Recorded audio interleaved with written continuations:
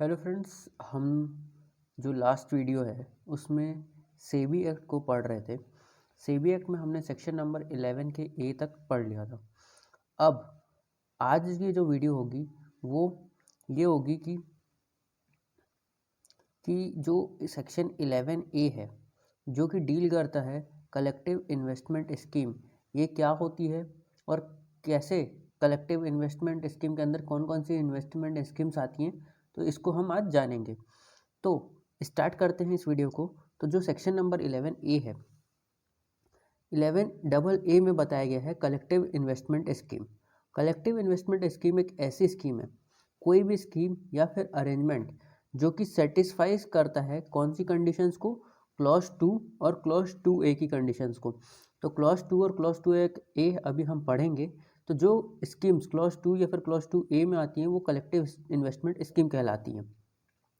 अब वहीं इसका प्रोविजो ये बोल दिया है कि कोई पूलिंग ऑफ फंड्स हो रहा है, मतलब कोई फंड्स लिया जा रहा है किसी स्कीम में फिर अरेंजमेंट के अंतर्गत जो कि रजिस्टर्ड नहीं है बोर्ड के द्वारा रजिस्टर्ड नहीं है और कवर्ड भी नहीं किया जा रहा है अंडर सबसेक्शन 3। या तो वो बोर्ड के द्वारा रजिस्टर्ड भी नहीं है और वो कवर्ड भी नहीं हो रहा सबसेक्शन 3 के अंतर्गत, लेकिन उसका जो कॉर्पस अमाउंट है, कॉर्पस अमाउंट जो है वो 100 करोड़ मतलब 100 करोड़ रुपीज से भी ज़्यादा का है, तब उस स्कीम को भी कलेक्टिव इन्वेस्टमेंट स्कीम कहा जाएगा। ये इसका प्रोविजो बोलता है। तो क्वेश्चन यही पूछा जा सकता है, क्या 1000 करोड़ के ऊपर का कॉर्पस अमाउंट जो कोई भी बोर्ड या फिर के द्वारा रजिस्टर्ड नहीं है और कोई भी सेक्शन में कवर्ड नहीं हो रहा है, सब सेक्शन 3 में कवर्ड नहीं हो रहा है, तो क्या वो कलेक्टिव इन्वेस्टमेंट स्कीम के अंतर्गत आएगा या नहीं आएगा? तो उसका आंसर होगा यस, वो आएगा। अब आते हैं इसके क्लॉज 2 में। जैसे कि हमने अभी क्लॉज 1 में देखा कि जो इन्वेस्टमेंट स्कीम क्लॉज 2 और क्लॉज 2A में आती हैं वो कलेक्टिव इन्वेस्टमेंट स्कीम होती हैं। तो कौन कौन सी ऐसी स्कीम्स हैं जो कलेक्टिव इन्वेस्टमेंट स्कीम्स कहलाएंगी? तो क्लॉज 2 में बताया गया है एनी स्कीम या फिर अरेंजमेंट मेड या फिर ऑफर्ड किया गया है किसी पर्सन के द्वारा under which contribution payment made by the investors. जो कंट्रीब्यूट कर रहे हैं और जो पेमेंट कर रहे हैं वो कौन है? वो इन्वेस्टर्स हैं। By whatever name called are pooled and utilised for the purpose of scheme और अरेंजमेंट। किस चीज़ के लिए कर रहे हैं? स्कीम या फिर अरेंजमेंट के लिए। तो ये जो हो गया पहला कि कोई भी स्कीम या फिर अरेंजमेंट कब कलेक्टिव इन्वेस्टमेंट स्कीम कहला रही है? जब वो कोई भी कॉन्ट्रीब्यूशन या पेमेंट ले रही है इन्वेस्टर से, किस पर्पज़ के लिए? स्कीम या अरेंजमेंट बनाने के लिए। और जो ही वही दूसरा जो क्लॉज है वो ये बोलता है कंट्रीब्यूशन या फिर पेमेंट लेना मेड टू सच स्कीम और अरेंजमेंट, किसके द्वारा? इन्वेस्टर के द्वारा, with a view to receive profit. क्या उनका उद्देश्य है इन्वेस्टर का? कि वो प्रॉफिट या फिर इनकम या फिर प्रोड्यूस या फिर प्रॉपर्टी खरीदेंगे, वेदर मूवेबल और रिमूवेबल फ्रॉम सच स्कीम और अरेंजमेंट। मतलब अगर कोई स्कीम और अरेंजमेंट में वो पैसा लगा रहा है कोई इन्वेस्टर, तो उसका एक ही इंटरेस्ट होगा कि वो वहाँ से प्रॉफिट कमा सकता है या फिर कोई इनकम कमा सकता है या फिर कोई प्रोड्यूस कमा सकता है या फिर कोई प्रॉपर्टी उसको मिल सकती है। तो ये कंट्रीब्यूशन या फिर पेमेंट ऐसा अगर कुछ होता है तो ये भी कलेक्टिव इन्वेस्टमेंट स्कीम के अंतर्गत आता है।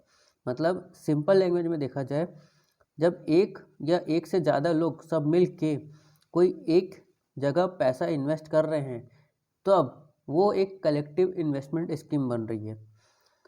और द प्रॉपर्टी कॉन्ट्रीब्यूशन और investment forming part of scheme और अरेंजमेंट वेदर आइडेंटिफिएबल और not is managed on behalf of investor. कोई भी प्रॉपर्टी कॉन्ट्रीब्यूशन या इन्वेस्टमेंट किया गया है किसी भी पार्ट ऑफ स्कीम में भी, तो वो मैनेज किया जा रहा है बिहाफ ऑफ इंटरेस्ट इन्वेस्टर के लिए, तब भी वो क्या कहलाएगा? तो वो भी कलेक्टिव इन्वेस्टमेंट स्कीम के अंतर्गत आएगा। वहीं जब investor do not day to day control over the management and operation of the scheme और अरेंजमेंट, ये जरूरी नहीं है कि उनका जो इन्वेस्टर है वो डे टू डे उस इन्वेस्टमेंट स्कीम को कंट्रोल भी करे, ये कोई भी आवश्यक कंडीशन नहीं है इसकी। वहीं आते हैं क्लॉज 2A में। क्लॉज 2A में बता दिया गया है कोई भी ऐसी स्कीम या फिर अरेंजमेंट जो कि ऑफर की गई है या बनाई गई है किसी भी पर्सन के द्वारा, satisfying the conditions as may be specified in accordance with the regulation of made under this act। इस एक्ट के रेगुलेशंस के अंतर्गत कोई भी स्कीम बनाई जाती है विथ प्रॉपर कंडीशंस, तो वो स्कीम और अरेंजमेंट कलेक्टिव इन्वेस्टमेंट स्कीम के अंतर्गत आएंगी। अब देखते हैं कौन सी स्कीम्स इसमें नहीं आती हैं। तो not with standing anything content in 2 और 2A एनी स्कीम और अरेंजमेंट, कोई भी स्कीम या फिर अरेंजमेंट जो कि मेड या फिर ऑफर्ड किया गया है कोऑपरेटिव सोसाइटी जो कि रजिस्टर्ड है कोऑपरेटिव सोसाइटी एक्ट के अंतर्गत, तो ये कलेक्टिव इन्वेस्टमेंट स्कीम में नहीं आएंगे।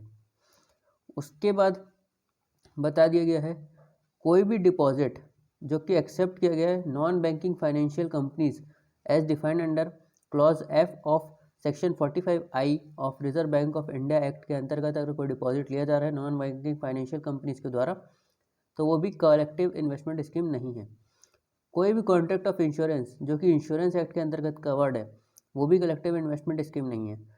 Providing any schemes pension scheme और insurance scheme framed under employ provident fund and miscellaneous provisions act 1952, इसके अंतर्गत भी कोई भी चीज़ें कवर्ड होती हैं स्कीम या फिर पेंशंस, वो भी कलेक्टिव इन्वेस्टमेंट स्कीम में नहीं आएंगी।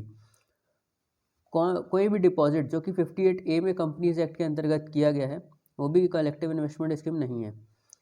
कोई भी डिपॉजिट एक्सेप्ट किया गया है कंपनी के द्वारा डिक्लेयर्ड एज निधि और mutual benefit society under section 620A of companies act 1956, क्योंकि ये रिपील हो गया प्रोविजन क्योंकि कंपनीज एक्ट 1956 हट के 2013 का आ गया है तो ये प्रोविजन वैलिड नहीं रहा अब।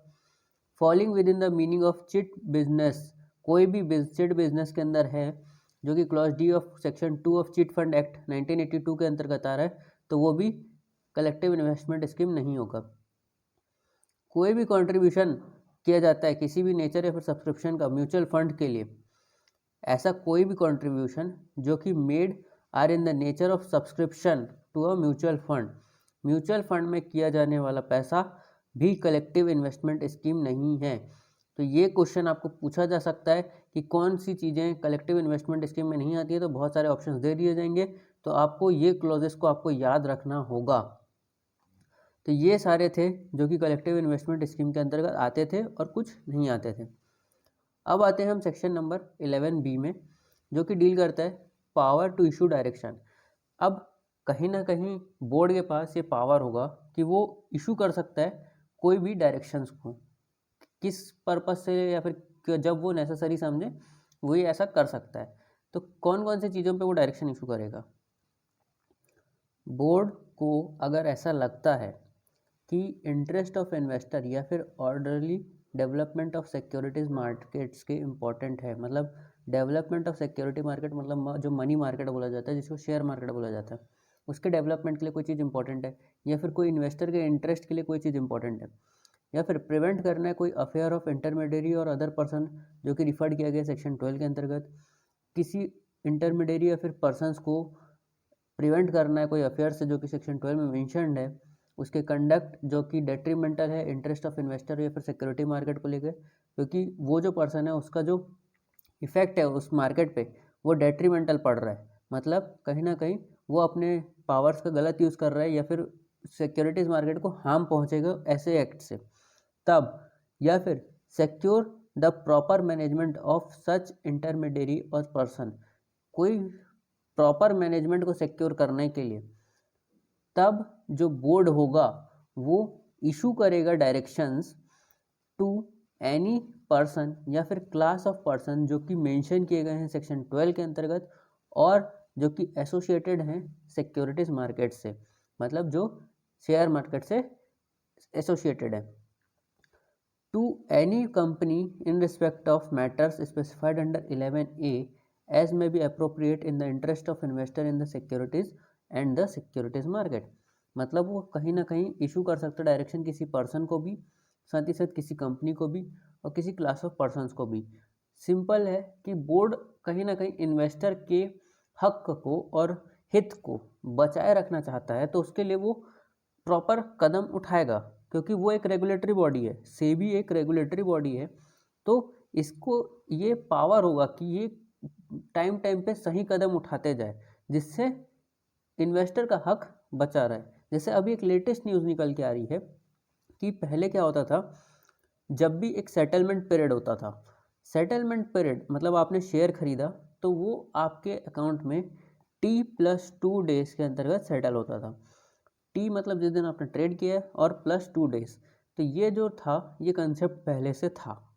अब सेबी ने एक नया नियम बनाया है कि ये जो सेटलमेंट है, ये सेटलमेंट साइकिल अब T+0 डेज हो जाएगा। मतलब जिस दिन आप ट्रेड करेंगे उसी दिन आपके अकाउंट में ये चीज़ सेटल हो जाएगी। तो ये निवेशकों और इन्वेस्टरों के हित को लेकर बनाया जाता है ऐसे नियम, इसीलिए ये इम्पोर्टेंट होते हैं।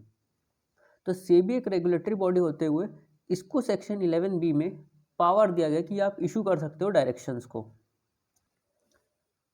तो आज का वीडियो अब हम यहीं तक रखते हैं। अगर ये वीडियो आपको अच्छा लगा तो लाइक करें, शेयर करें, सब्सक्राइब करें हमारे चैनल को। Thank you.